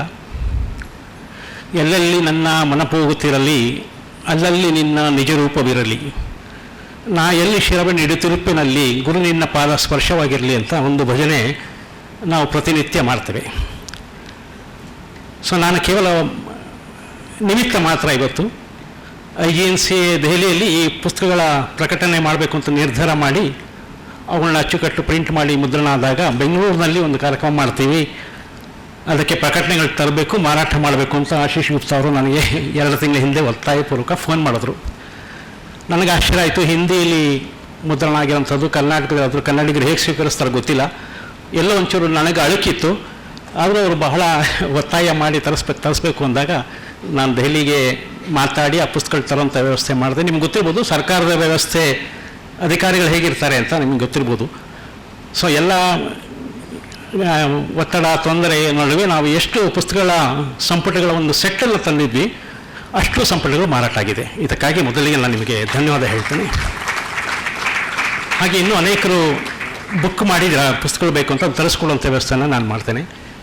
ನಾನು ಕೇವಲ ಒಂದು ಕಥೆಯನ್ನು ಹೇಳಿ ನನ್ನ ಭಾಷಣ ಮುಗಿಸ್ತೇನೆ. ನಮಗೆಲ್ಲ ಗೊತ್ತು, ಜಗತ್ತಿನ ಪ್ರಸಿದ್ಧ ಕಲಾವಿದ ಸಲ್ವದೋರ್ ಡಾಲಿ ತನ್ನ ಜೀವಿತ ಕಾಲದಲ್ಲಿ ಪೂರ್ಣ ಫ್ರಾಯ್ಡ್ನ ವಿಚಾರಗಳನ್ನ, ಮೆಟಾ ಫಿಸಿಕ್ಸ್ನ ಇಟ್ಕೊಂಡು ಅವನು ಕೆಲಸ ಮಾಡ್ದ, ಪೇಂಟಿಂಗ್ಗಳನ್ನ ಮಾಡ್ದ. ಆತನ ಜೀವನ ಮೆಟೀರಿಯಲಿಸ್ಟಿಕ್ ಜೀವನವೇ ಪ್ರಧಾನ. ಮನುಷ್ಯನ ಕನಸುಗಳು, ನಾವಿನ ಸಿದ್ಧಾಂತಗಳಲ್ಲಿ ಮಾಡ್ತಾಯಿದ್ದ. ಕೊನೆಗೆ ಅವನ ಸಾಯೋ ಟೈಮ್ನಲ್ಲಿ ಹಾಸಿಗೆ ಮೇಲೆ ಮಲಗಿದಾಗ ಅವನಿಗೆ ಊಟಕ್ಕೆ ತೊಂದರೆ ಆಯಿತು. ಆಗ ಒಂದು ಕ್ರಿಶ್ಚಿಯನ್ ಮಿಷನರಿಗೆ ಒಂದು ರಿಕ್ವೆಸ್ಟ್ ಮಾಡ್ಕೊಳ್ತು, ಒಂದಿಷ್ಟು ಬೈಬಲ್ನ ಚಿತ್ರಗಳು ಮಾಡಿ ಅಂತ. ಯಾವ ಜೀವನದ ಪೂರ್ತಿ ಬೈಬಲ್ ಕ್ರಿಶ್ಚಿಯನ್ನ ವಿರೋಧ ಮಾಡ್ಕೊಂಡು ಬಂದಿದ್ನೋ ಅವನು ಹೊಟ್ಟೆಪಾಡಿಗೆ ಅವತ್ತು ಚಿತ್ರಗಳನ್ನ ಅಲ್ಲಿ ಕೂತ್ಕೊಂಡು ಬರೀಬೇಕಾಯ್ತು. ಪತ್ರಕರ್ತ ಒಬ್ಬ ಬಂದು ಕೇಳೋದು, ನೀವು ಈ ರೀತಿ ಆಗಲಿಕ್ಕೆ ನಿಮಗೆ ಕಾರಣ ಏನು ಅಂತ. ಆತ ಹೇಳ್ತಾನೆ, ದಾಖಲೆ ಆಗಿದೆ ಇದು. ಇಡೀ ಪ್ರಪಂಚವನ್ನು ನನ್ನ ಗುರುವಾದಂಥ ಫ್ರಾಯ್ಡ್ನ ದೃಷ್ಟಿಕೋನದಲ್ಲಿ ಹೊರಗಣ್ಣಿನಿಂದ ನೋಡಿದೆ. ಆದರೆ ಪ್ರಪಂಚವನ್ನು ನೋಡಬೇಕಾದ್ರೆ ಒಳಗಣ್ಣನ್ನು ತೆರೀಬೇಕು. ಆ ಒಳಗಣ್ಣು ಯಾವ್ದು ತೆರೀಬೇಕು ಅಂದ್ರೆ ಅದಕ್ಕೊಂದು ಆಧ್ಯಾತ್ಮಿಕ ದೃಷ್ಟಿಕೋನ ಬೇಕು ಅಂತ. ಇದು ಅವನಿಗೆ 70ರ ವಯಸ್ಸಿನ ಸುಮಾರಿಗೆ ಜ್ಞಾನೋದಯ ಆಗಿರೋಂಥದ್ದು. ಆದರೆ ನಮ್ಮಲ್ಲಿ ವೇದಗಳು ಇರ್ಬೋದು, ನಮ್ಮಲ್ಲಿ ಗುರು ಪರಂಪರೆಯಿಂದ, ಗುರುಮುಖೇನೆಯಿಂದ, ತಂದೆ ತಾಯಿಗಳ ಸಂಸ್ಕಾರದಿಂದ ಹೇಗೆ ಬಂದ್ಬಿಡುತ್ತೆ ಅಂದರೆ ಇದನ್ನು ನಾವು ಬಾಲ್ಯದಲ್ಲೇ ಕಲಿತಾ ಹೋಗ್ತೀವಿ, ಇನ್ನು ಸಂಸ್ಕಾರಯುತವಾಗಿ ಮಾಡ್ತೀವಿ. ಫ್ರಾಯ್ಡ್ನ ಕಲಿಬೇಕಾದಂತಹ ವಿಚಾರಗಳನ್ನ, ಅದನ್ನು ಅನುಷ್ಠಾನ ತಂದಂಥ ಡಾಲ್ವಿ 70ರಲ್ಲಿ ಏನು ಕಲ್ತ್ಕೊಂಡ ಅಂತಂದರೆ, ನನ್ನ ಮೊದಲನೇ ಹಿರಿ ಮಗ ಇವತ್ತು ಇಂಗ್ಲೆಂಡಲ್ಲಿದ್ದಾನೆ, ಹೈಯರ್ ಸ್ಟಡಿಗಾಗಿ ಸೈಕಾಲಜಿ, ಕ್ಲಿನಿಕಲ್ ಸೈಕಾಲಜಿ ಓದ್ತಿದ್ದಾನೆ. ಆತ ಮೊನ್ನೆ ಫೋನಲ್ಲಿ ಹೇಳ್ತಾ ಇದ್ದ, 1 ವರ್ಷ ಆಯಿತು ಹೋಗಿ. ಅವನಿರೋಂಥ ಕಮ್ಯುನಿಟಿ ಹಾಲ್ನಲ್ಲಿ 1 ವರ್ಷದಿಂದ ಪ್ಲಂಬರ್ ಒಳಗೆ ಬಂದಿಲ್ಲ ಅಂತೆ. ನಿಮ್ಗೆ ಆಶ್ಚರ್ಯ, ಪ್ಲಂಬರ್ಗೂ ಇದಕ್ಕೂ ಏನು ಸಂಬಂಧ ಅಂತ ಅಧಿಕಾರಿಗಳು, ಆ ಕಮ್ಯುನಿಟಿ ಸ್ಟೂಡೆಂಟ್ ಸೆಂಟರ್ನ ಅಧಿಕಾರಿಗಳು ಹೇಳಿದ್ರು. ಈ ಹುಡುಗ ಬಂದು ಒಂದು ಅಭ್ಯಾಸ ಮಾಡ್ದ, ಕಿಚನ್ನಲ್ಲಿ ಅವರವ್ರ ಅಡುಗೆ ಅವರೇ ಮಾಡ್ಕೊಳ್ಬೇಕು, ಅವ್ರ ಪಾತ್ರೆ ಅವರೇ ತೊಳಿಬೇಕು. ಈ ಹುಡುಗ, ನನ್ನ ಮಗ, ಪ್ರತಿ ದಿವಸ ಪಾತ್ರೆಯಲ್ಲಿ ಅನ್ನಗಳು, ತ್ಯಾಜ್ಯಗಳು ಏನು ಉಳಿತಾಯಿತ್ತು ಎಲ್ಲವನ್ನು ತೆಗೆದು ಒಂದು ಡಸ್ಟ್ಬಿನಲ್ಲಿ ಹಾಕುವಂಥ ಒಂದು ಕ್ರಮ ಪ್ರಾರಂಭ ಮಾಡ್ದ. ಭಕ್ತವ್ರಿಗೆ ಹೇಳ್ದ. ಈ ರೀತಿ ಏನಾಯಿತು, ಅಲ್ಲಿ ಕಟ್ಟಂಥ ಡ್ರೈನೇಜ್ ಕಟ್ಟೋದು ಕಡಿಮೆ ಆಯಿತು, ಪ್ಲಂಬರ್ ಕೆಲಸ ಕಡಿಮೆ ಆಯಿತು. ಅಂದರೆ ತಾಯಿ ಒಂದು ಸಂಸ್ಕಾರ ಮಗನಿಗೆ ಹೇಗೆ ಕೊಟ್ಟರು, ಅವನು ಅಲ್ಲಿ ಹೋಗಿ ಅದನ್ನು ಅನುಷ್ಠಾನ ತಂದು ತಾನು ಮಾಡೋದಲ್ಲ, ತನ್ನ ಪರಿವಾರ ಸುತ್ತಮುತ್ತ ಜನರಿಗೂ ಕೂಡ ಒಂದು ಅಭಿಪ್ರಾಯ ಮಾಡ್ತಾನೆ ಅಂತಂದರೆ ಬಹುಶಃ ಇದಕ್ಕೆ ಮುಖ್ಯ ಕಾರಣ ಇಲ್ಲಿ ದೊರೀತಿರುವಂಥ ಸಂಸ್ಕಾರ, ಇಲ್ಲಿರುವಂಥ ಒಂದು ಪರಂಪರೆ. ಇವತ್ತು ಈ ಪುಸ್ತಕಗಳ ಬಗ್ಗೆ ಅವರು ಕಲಾವಿದರಾಗಿ ಇದ್ದರಿಂದ ನಾನು ಭಾಳ ಹತ್ತಿರ. ನಾನು ಕೂಡ ಕಲಾವಿದ, ನಾನು ಕೂಡ ಲಲಿತ ಕಲಾ ಅಕಾಡೆಮಿಯ ಅಧ್ಯಕ್ಷನಾಗಿದ್ದೆ. ಲಲಿತ ಕಲಾ ಅಕಾಡೆಮಿ ಅಧ್ಯಕ್ಷ ಆದಾಗ ನನಗೆ ಸಮಸ್ಯೆ ಇದ್ದಿದ್ದು ಆಧುನಿಕ ಕಲೆಗಳು ಅಂತ ನೀವೆಲ್ಲ ಗೇಚ್ ಬಿಡ್ತೀರಾ, ಏನೋ ಮಾಡಿಬಿಡ್ತೀರಾ, ಅದನ್ನು ಆಟ ಅಂತೀರಾ. ಅದಕ್ಕೊಂದು ಚೌಕಟ್ಟನ್ನು ನಿರ್ಮಾಣ ಮಾಡಿ, ಅಂದರೆ ನಾವೊಂದು ಪಾರಂಪರಿಕ ರೂಢಿಯಲ್ಲಿ ಮಾಡಿ ಅಂತ. ಕಲಾವಿದರಾಗಿ ಒಂದು ಸರ್ಕಾರಿ ವ್ಯವಸ್ಥೆಯಲ್ಲಿ ಮಾಡೋದು ಕಷ್ಟ. ಆದರೆ ನಾನು IGNC ಬಂದಾಗ ಒಂದು ನಿರ್ಧಾರವನ್ನು ಮಾಡಿದ್ವಿ. ಭಾರತೀಯ ಜ್ಞಾನ ಪರಂಪರಾದ ಅಭಿಮುಖವಾದಂಥ ಎಲ್ಲ ವಿಚಾರಗಳನ್ನ ಇಲ್ಲಿ ಅನುಷ್ಠಾನ ಮಾಡ್ತಾಯಿದ್ವಿ. ಅವರೇನು ಶರ್ಮಾಜಿಯವರು ಮೆಟಲರ್ಜಿ ಬಗ್ಗೆ ಹೇಳಿದ್ರು, ಅಂಥ ಒಂದು ಶಾಸ್ತ್ರೋಕ್ತವಾದಂಥ ಎರಕ ಹುಯ್ಯುವಂಥ ಪದ್ಧತಿನ ಕುಲುಮೆ ನಾವಿಲ್ಲೊಂದು ಮಾಡಿ, ಅದರಲ್ಲಿ ದ್ವಿಲೋಹ 2 ರೀತಿಯ ಶಿಲ್ಪಗಳು, 2 ಟೆಂಪ್ರೇಚರ್ ಬೇರೆ, ಬ್ರಾಂಚ್ ಮತ್ತು ಹಿತ್ತಾಳೆ ಮತ್ತು ಕಂಚಿನ ಎರಕ ಹುಯ್ಯುವಂಥ ಪದ್ಧತಿಗಳಿದೆ. ತಾಮ್ರದ ಕಾಯಿಸುವಂಥ ಬೇರೆ, ಹಿತ್ತಾಳೆನ ಕಾಯಿಸುವಂಥ ಬೇರೆ. ಅವೆರಡನ್ನು ಕ್ಲಬ್ ಮಾಡಿ ಒಂದು ದ್ವಿಲೋಹವನ್ನು ನಾವು ತಯಾರು ಮಾಡಿದ್ದೀವಿ. ಅದನ್ನು ನೀವು ಯಾವಾಗಾದ್ರೂ ಏಜೆನ್ಸಿಯಲ್ಲಿ ಬಂದು ನೋಡ್ಬೋದು. ಇದು ಪೂರ್ಣ ಶಾಸ್ತ್ರೋಕ್ತವಾಗಿ ಹೇಗೆ ಶಾಸ್ತ್ರದಲ್ಲಿ ನಮ್ಮ ಹೇಳಿದೆ, ನಮ್ಮ ಏನು ಗುರೂಜಿಯವರ ಪುಸ್ತಕದಲ್ಲಿ ಬರೆಯಲಾಗಿದೆ ಅಂಥ ಕುಲುಮೆ ಮಾದರಿಯಲ್ಲಿ ಅಂಥದೇ ಹಿಟ್ಟಿನಲ್ಲಿ ಪ್ರೋಸೆಸ್ನಲ್ಲಿ ನಾವು ಮಾಡಿ ಅದೊಂದು ಡಾಕ್ಯುಮೆಂಟ್ ಮಾಡಿಟ್ಟಿದ್ದೀವಿ. ಮುಂದಿನ ಜನಾಂಗದವ್ರು ಯಾರಾದರೂ ಆಸಕ್ತಿ ಇದ್ದರೆ ಇದು ಉಪಯೋಗ ಆಗುತ್ತೆ. ಬಹುಶಃ ಇವತ್ತು ನಾನು ನಿಮ್ಮೆಲ್ಲರಿಗೂ ಮತ್ತೊಮ್ಮೆ ನಮಿಸ್ತೇನೆ. ನನಗೊಂದು ಅವಕಾಶ ಇಲ್ಲಿ ಮಾಡಿಕೊಟ್ರಿ.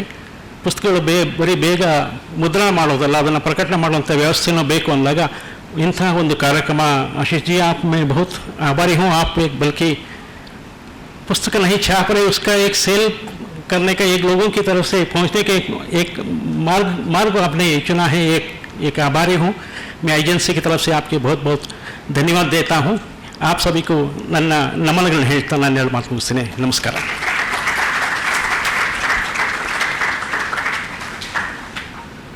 ಪುಸ್ತಕ ರಚನೆ ಮಾಡೋದು ಒಂದು ಹಂತ ಆದರೆ, ಆ ಪುಸ್ತಕವನ್ನು ಆರ್ಥಿಕ ಸಹಾಯವನ್ನು ಮಾಡಿ ಅದನ್ನು ಪ್ರಕಾಶಕ್ಕೆ ಬರುವಂತೆ ಮಾಡತಕ್ಕಂಥದ್ದು ಮತ್ತೊಂದು ಮುಖ.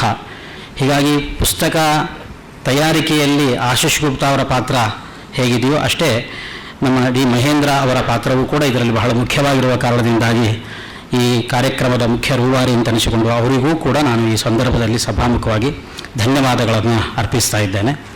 ಇನ್ನು ಮುಂದೆ ಪರಮಪೂಜ್ಯ ಶ್ರೀಪಾದರ ಅನುಗ್ರಹ ಸಂದೇಶವನ್ನು ನಾವೆಲ್ಲರೂ ಕೂಡ ಆಲಿಸುವರಿದ್ದೇವೆ. ಅದರ ಪೂರ್ವಭಾವಿಯಾಗಿ 2000 ಒಂದು ವಿಷಯವನ್ನು ತಮ್ಮ ಎದುರುಗಡೆ ಪ್ರಸ್ತುತಪಡಿಸ್ತೇನೆ. 2016ನೇ ಇಸ್ವಿಯಲ್ಲಿ ಪೂರ್ಣಪ್ರಮತಿಯು ರವೀಂದ್ರ ಶರ್ಮಾ ಗುರೂಜಿಯವರನ್ನು ಪೂರ್ಣಪ್ರಮತಿ ಸಮ್ಮಾನ್ ಅನ್ನುವಂತಹ ಬಿರುದಿನಿಂದ ಅವರನ್ನು ಸನ್ಮಾನಿಸಿತ್ತು.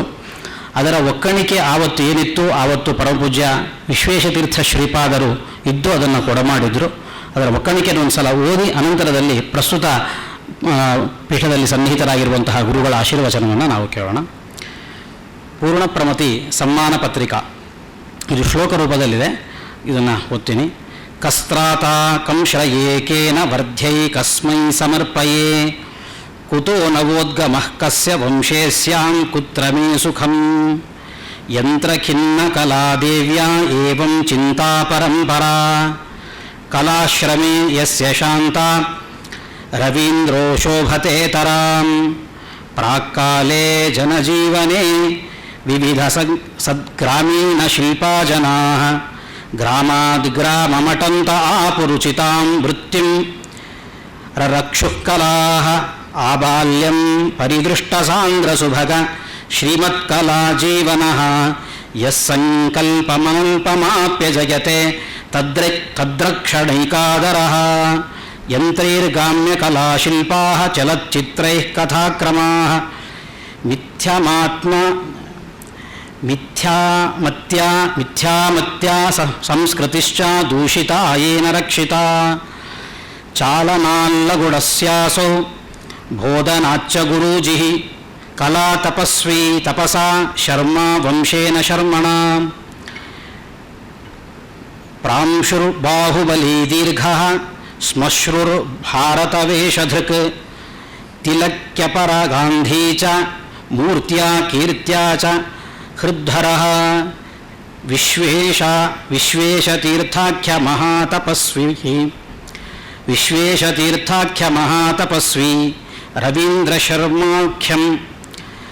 ರವೀಂದ್ರಶರ್ಮಾಖ್ಯ ಕಲಾತಪಸ್ವಿನಿ ಸಮ್ಮಾನ್ಯತೆ ಯತ್ ಮನುತೆ ಸದಾಸ್ವಂ ಧನ್ಯಂ ಹಿ ಪೂರ್ಣಪ್ರಮತಿ ಪ್ರತೀತಾ. ಹೀಗೆ ರವೀಂದ್ರ ಶರ್ಮಾ ಅವರ ಸಂಪೂರ್ಣವಾದ ವ್ಯಕ್ತಿತ್ವವನ್ನು ಇಲ್ಲಿ ತಿಳಿಸಲಾಗಿತ್ತು. ಅದರ ಜೊತೆಗೆ ರವೀಂದ್ರ ಶರ್ಮಾ ಅವರು ಬಾಲ್ಯದಿಂದಲೇ ತಾವು ಲಗುಡ ಮುಂತಾಗಿರತಕ್ಕಂಥವುಗಳನ್ನು ಪ್ರದರ್ಶನ ಮಾಡುವ ಮೂಲಕವಾಗಿ ಎಲ್ಲ ಕಡೆ ಸಂಚಾರ ಮಾಡುವಾಗಲೂ ಭಾರತೀಯ ವೇಷವನ್ನು ಧರಿಸಿಕೊಂಡೇ ಸಂಚಾರವನ್ನು ಮಾಡ್ತಾ ತುಂಬ ಎತ್ತರದ ದೇಹ. ಇಷ್ಟೇ ಅಲ್ಲದೆ ಕಲಾ ಮಾತೆ ಒಂದು ಸಂದರ್ಭದಲ್ಲಿ ತುಂಬ ಚಿಂತಾಕ್ರಾಂತಳಾಗಿದ್ಲು. ಇಷ್ಟೆಲ್ಲ ಆಧುನಿಕತೆ ಬೆಳೆದಿದೆ, ನಾನು ಎಲ್ಲಿ ಹೋಗಲಿ, ನನ್ನನ್ನು ಬೆಳೆಸುವವರು ಯಾರು, ನಾನು ಎಲ್ಲಿ ಇರಬೇಕು, ಈ ಥರದ ಚಿಂತಾಕ್ರಾಂತಳಾಗಿದ್ದಾಗ ಆ ಕಲಾ ಮಾತೆಗೆ ಆದಿಲಾಬಾದಿನಲ್ಲಿ ಕಲಾಶ್ರಮ ಎನ್ನುವ ಒಂದು ಆಶ್ರಯವನ್ನು ಕಲ್ಪಿಸಿಕೊಟ್ಟು ಆ ಕಲಾದೇವಿಯನ್ನು ನಿಶ್ಚಿಂತಳಾಗಿ ಇರಿಸಿದವರು ನಮ್ಮ ರವೀಂದ್ರ ಶರ್ಮಾ ಗುರೂಜಿ ಅನ್ನುವಂತಹ ರೀತಿಯಲ್ಲಿ ಪರಮಪೂಜ್ಯ ಗುರುಗಳು ಹಿಂದೆ ಅವರನ್ನು ಆಶೀರ್ವದಿಸಿದ್ದನ್ನು ಈ ಸಂದರ್ಭದಲ್ಲಿ ನೆನೆಸಿಕೊಳ್ತಾ, ಸದ್ಯ ನಮ್ಮೊಂದಿಗೆ ಇರತಕ್ಕಂತಹ ಪರಮಪೂಜ್ಯ ಶ್ರೀಪಾದರಲ್ಲಿ ಎಲ್ಲರನ್ನು ಉದ್ದೇಶಿಸಿ ಅನುಗ್ರಹ ಸಂದೇಶವನ್ನು ನೀಡಬೇಕು ಅಂತ ನಾನು ಪ್ರಾರ್ಥಿಸಿಕೊಳ್ತೇನೆ. ಕೃಷ್ಣಂ ವಂದೇ ಮಂಥಪಾಶಧರಂ ದಿವ್ಯಾರ್ಭಕಾಕೃತಿಂ ಶಿಖಾಬಂಧತ್ರಯೋಪೇತಂ ಭೈಷ್ಮೀಮಧ್ವಕರಾರ್ಚಿತಂ. ಈ ದಿನ ಆಶೀಶ್ ಕುಮಾರ್ ಗುಪ್ತಾ ಅವರು ಗುರೂಜಿ ರವೀಂದ್ರ ಶರ್ಮಾ ಇವರ ಕೃತಿಗಳನ್ನು ಸಮಾಜದ ಮುಂದೆ ಇಡ್ತಾ ಇದ್ದಾರೆ. ಅವರ ಉಪದೇಶಗಳು ಭಾರತೀಯರಲ್ಲಿ ಭಾರತೀಯತೆ ಸರ್ವಾತ್ಮನ ಸದಾ ಜಾಗೃತವಾಗಿರಬೇಕು. ಭಾರತ ಮಾತೆಯ ಗೌರವ ಸದಾ ಕಾಲ ಕೂಡ ಕೇವಲ ಭಾರತದಲ್ಲಷ್ಟೇ ಅಲ್ಲ, ಪ್ರಪಂಚದಲ್ಲಿ ತಿಲಕಪ್ರಾಯವಾಗಿ ಶೋಭಾಯಮಾನವಾಗಬೇಕು. ರಾಮಾಯಣದಲ್ಲಿ ರಾಮದೇವರನ್ನು ಹೇಳುವ ಮಾತಿದೆ, ಜನನೇ ಜನ್ಮಭೂಮಿಶ್ಚ ಸ್ವರ್ಗಾದ ಬಿಗರಿಯಸಿ. ಮಾತೆಯ ಗೌರವವನ್ನು, ಮಾತೃಭೂಮಿಯ ಗೌರವವನ್ನು ನಾವು ಹೇಗೆ ಎತ್ತಿ ಹಿಡಿಯಬೇಕು ಅಂತ ರಾಮದೇವರು ಆದರ್ಶರಾಗಿ ನಮಗೆ ತೋರಿಸಿಕೊಟ್ಟಿದ್ದಾರೆ. ಗುರೂಜಿಯವರು ಬದುಕಿನ ಉದ್ದಕ್ಕೂ ಮಾಡಿ ತೋರಿಸಿದ್ದದನ್ನು ನಮ್ಮ ಹಿರಿಯರು ನಮಗೊಂದು ಉಪದೇಶ ಕೊಟ್ಟಿದ್ದಾರೆ. ಹುಟ್ಟಿನಿಂದಲೇ ನಾವು ಕೆಲವು ಋಣಗಳನ್ನು ಹೊತ್ತು ಬರ್ತೇವಂತೆ. ಅವುಗಳಲ್ಲಿ ಋಷಿ ಋಣವೂ ಒಂದು.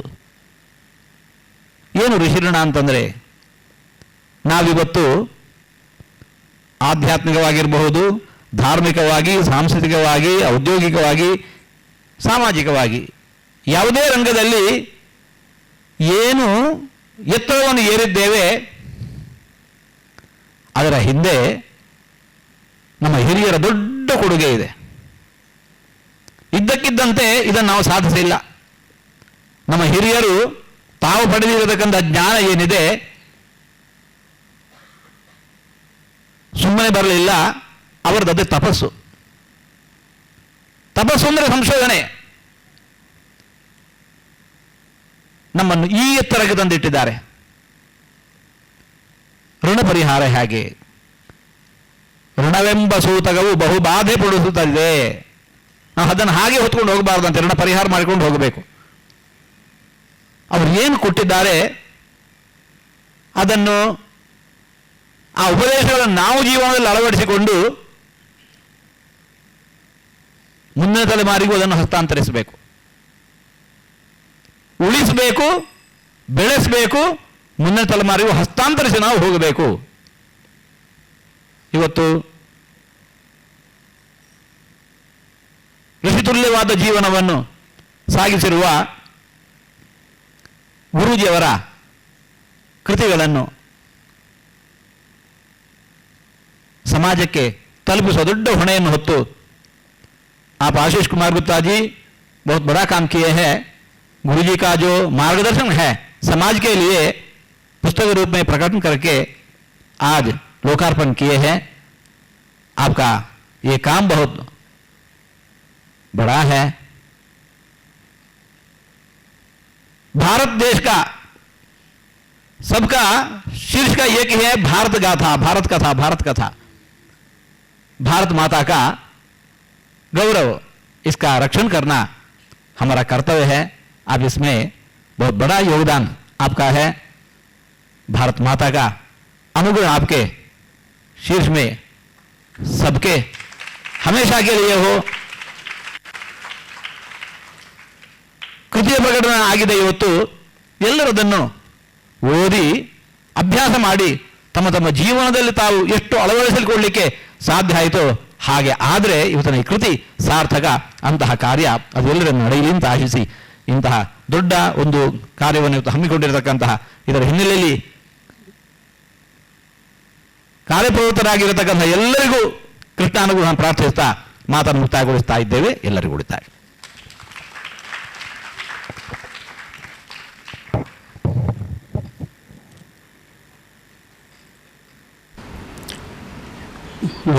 ಎಂದು ಲೋಕಾರ್ಪಣೆಗೊಂಡಿರುವಂತಹ ಎಲ್ಲ ಪುಸ್ತಕಗಳ ಅಧ್ಯಯನ ಮುನ್ನಡೆಯಲಿ, ಇದರ ಉಪಯೋಗವನ್ನು ಮುಂದಿನ ಪೀಳಿಗೆ ಪಡೆಯಲಿ ಅನ್ನುವ ಆಶೀರ್ವಾದವನ್ನು ನೀಡಿ ನಮ್ಮೆಲ್ಲರನ್ನೂ ಕೂಡ ಹರಿಸಿರತಕ್ಕಂತಹ ಪರಮಪೂಜ್ಯ ಶ್ರೀಪಾದರ ಪಾದಕಮಲಗಳಲ್ಲಿ ಭಕ್ತಿಯ ನಮನಗಳನ್ನು ಸಮರ್ಪಿಸ್ತಾ ನಾನು ಧನ್ಯವಾದಗಳನ್ನು ಅರ್ಪಿಸ್ತೇನೆ. ಸ್ವಾಮಿಗಳೇ, ಧನ್ಯಃ ಸ್ಮಃ. ನಾವೆಲ್ಲರೂ ಕೂಡ ನಿಮ್ಮ ಮಾತಿನಿಂದ ಇವತ್ತು ಧನ್ಯರಾಗಿದ್ದೇವೆ ಎನ್ನುವಂತಹ ಮಾತನ್ನು ಹೇಳ್ತಾ ಮುಂದಿನ ಕಾರ್ಯಕ್ರಮವನ್ನು ನಡೆಸಿಕೊಡಬೇಕು ಅಂತ ನಾನು ದೀಪಾ ಅವರನ್ನು ಕೇಳ್ಕೊಳ್ತೇನೆ. ಗುರೂಜಿಯವರ ಕಲ್ಪನೆಗಳನ್ನು ಸಾಕಾರಗೊಳಿಸುವ ನಿಟ್ಟಿನಲ್ಲಿ ನಾವೆಲ್ಲರೂ ಕಟಿಬದ್ಧರಾಗಬೇಕಾಗಿದೆ. ಆ ರೀತಿಯ ಒಂದು ಸಂಕಲ್ಪವನ್ನು ಮಾಡಲಿಕ್ಕೆ ಅವರ ಪುಸ್ತಕಗಳು ನಮಗೆ ಇಂದು ಮಾರ್ಗದರ್ಶಕವಾಗಿ ನಿಂತಿವೆ. ಅವುಗಳನ್ನು ನಾವೆಲ್ಲರೂ ಕೂಡ ಅಧ್ಯಯನ ಮಾಡೋಣ. ಅಂತೆ ಸ್ವಾಮೀಜಿಯವರು ಹೇಳಿದ ಹಾಗೆ ಭಾರತ ಮಾತೆಯ ಗೌರವ ಭಾರತದಲ್ಲಿ ಮಾತ್ರವಲ್ಲದೆ ಜಗತ್ತಿನಾದ್ಯಂತ ಪಸರಿಸುವಂತೆ ಮಾಡುವಲ್ಲಿ ನಾವೆಲ್ಲರೂ ಪ್ರಯತ್ನಶೀಲರಾಗೋಣ ಅಂತ ಹೇಳ್ತಾ ಇಂದಿನ ಈ ಸಭೆಯನ್ನು ಮುಕ್ತಾಯ ಮಾಡೋಣ. ಮುಕ್ತಾಯ ಮಾಡುವ ಮೊದಲು ಈ ಸಂಕೀರ್ಣದಲ್ಲಿ ಭಾಗವಹಿಸಿದಂಥ ಎಲ್ಲರಿಗೂ ಗೌರವ ಸಮರ್ಪಣೆಯನ್ನು ಮಾಡುವ ಮೂಲಕ ಕಾರ್ಯಕ್ರಮವನ್ನು ಮುಕ್ತಾಯ ಮಾಡೋಣ. ನಾನು ಶ್ರೀಮತಿ ಲತಾ ಅವರನ್ನು ಸುಪರ್ಣಾ ದಿವಾಕರ್ ಅವರಿಗೆ ಗೌರವ ಸಮರ್ಪಣೆಯನ್ನು ಮಾಡಬೇಕಾಗಿ ವೇದಿಕೆ ಮೇಲೆ ಆಹ್ವಾನಿಸ್ತಾ ಇದ್ದೇನೆ.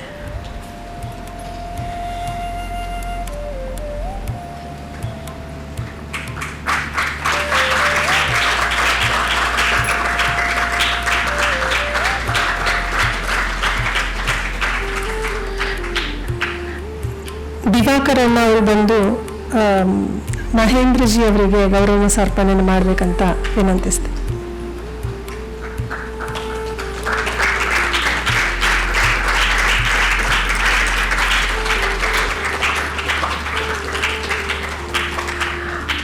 ಮುನೀತ್ ಅಣ್ಣ ಅವರು ಗಜಾನನ್ ಲೋಂಡೆ ಅವರಿಗೆ ಗೌರವ ಸಮರ್ಪಣೆ ಮಾಡಬೇಕಾಗಿ ಕೇಳಿಕೊಂಡು.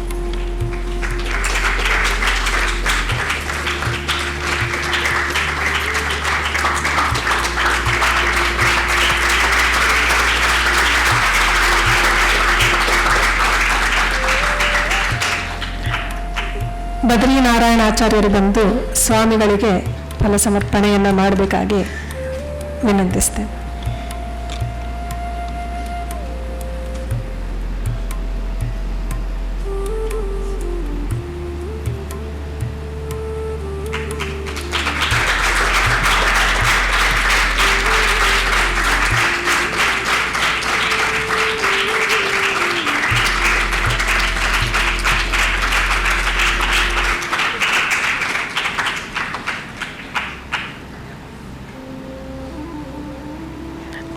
ಮತ್ತೊಮ್ಮೆ ಎಲ್ಲರಿಗೂ ಧನ್ಯವಾದಗಳನ್ನು ತಿಳಿಸುತ್ತಾ ಮುಂದಿನ ಕಾರ್ಯಕ್ರಮವನ್ನು ದೀಪಾ ಅವರು ನಡೆಸಿಕೊಡಲಿದ್ದಾರೆ. ಅವರಿಗೆ ವೇದಿಕೆಯನ್ನು ಬಿಟ್ಟುಕೊಡ್ತಾರೆ.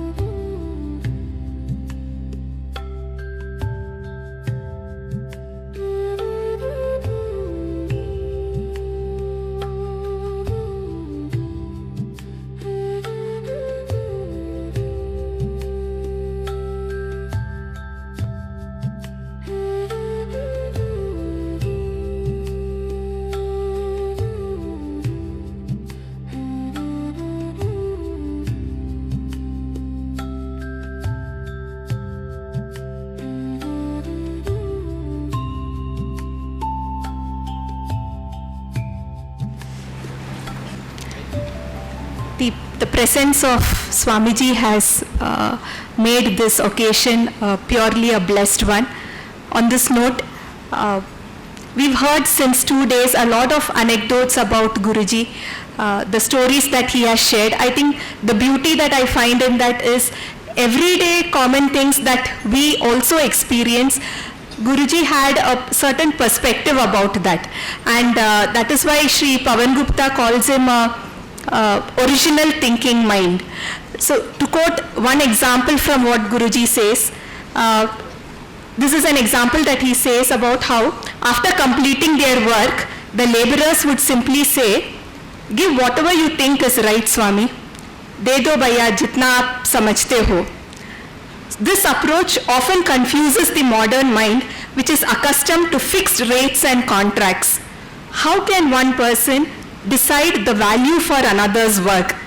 Such a profound thought process behind an everyday event that we are familiar with. And such observations, I think, is what the essence of Guruji is. So over the last 2 days, we have listened, questioned, reflected, and engaged in a very meaningful samvada. We have explored ideas that remind us of the depth of Bharatiya civilization, the strength of our knowledge traditions, and the responsibility we share in preserving and nurturing them for future generations. We saw how important it is to build a clear drishti. Now, as we come to the closure, it is Sri Ravindra Sharma Guruji's words that I remember again. It was brought up in the Saundarya session also. Agar hai to zyada na lage, agar nahi hai to kami na mehsoos ho. Such a beautiful statement. I would say that for our event too.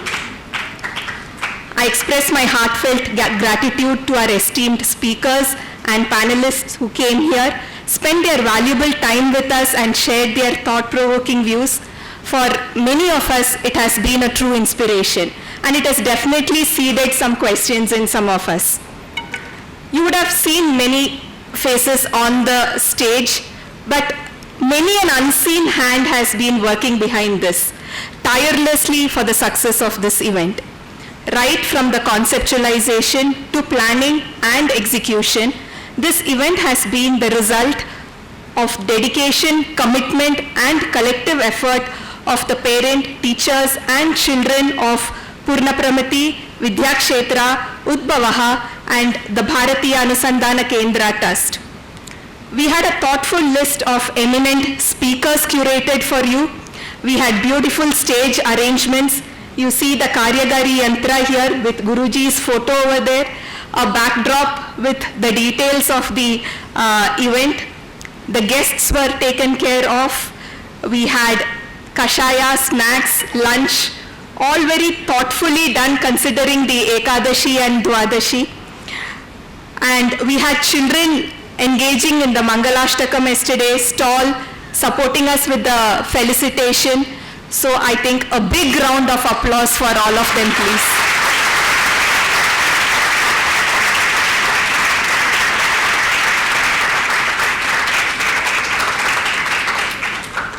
Thanking ISCC for this space and all the arrangements that they have offered us, and the folks behind the camera captures for this event. A mention of the coming together of the hosting organizations, Purnapramati, Vidyakshetra, Udbavaha, and Bharatiyata Anusandhana Kendra Trust. We are grateful to Sri Ashish Ji for trusting us with this responsibility and bringing back fond memories of Guruji for us. The presence of Ammaji has made the event more meaningful. And thanks to all of you for being a very supportive participant audience present here today. With hopes that Guruji's thoughts will continue to illuminate our minds and inspire generations to come, through these books and prayers to Bhagavanta for his blessing through the event, we come to a closure. Let this not be an end of a program, but the beginning of a deeper journey of reflection, dialogue, and action. Thank you. We'll have the Shanti Mantra by Lataka now, and then we will close. 2 ದಿನಗಳ ಎಲ್ಲ ಕಾರ್ಯಕ್ರಮನ ದೇವರಿಗೆ ಸಮರ್ಪಣೆ ಮಾಡೋಣ. ಸ್ವಸ್ತಿ ಪ್ರಜಾಭ್ಯ ಪರಿಪಾಲಯಂತಾಂ ನ್ಯಾಯೇನ ಮಾರ್ಗೇಣ ಮಹಿಂ ಮಹಿಷಾಃ ಗೋಬ್ರಾಹ್ಮಣೇಭ್ಯಃ ಶುಭಮಸ್ತು ನಿತ್ಯಂ ಲೋಕಾಃ ಸಮಸ್ತಾಃ ಸುಖಿನೋ ಭವಂತು काले वर्षतु पर्जन्यः पृथिवी सस्यशालिनी देशोऽयं क्षोभरहितः सज्जनाः सन्तु निर्भयाः अपुत्रा पुत्रिणः सन्तु पुत्रिणः सन्तु पौत्रिणः अधनाः सदनाः सन्तु जीवन्तु शरदां शतम् तपस्वाध्याय शुश्रूषा कृष्णपूजारतं मुनिं विश्वेशमिष्टदं वन्दे परिव्राट् चक्रवर्तिनं धन्यवादः।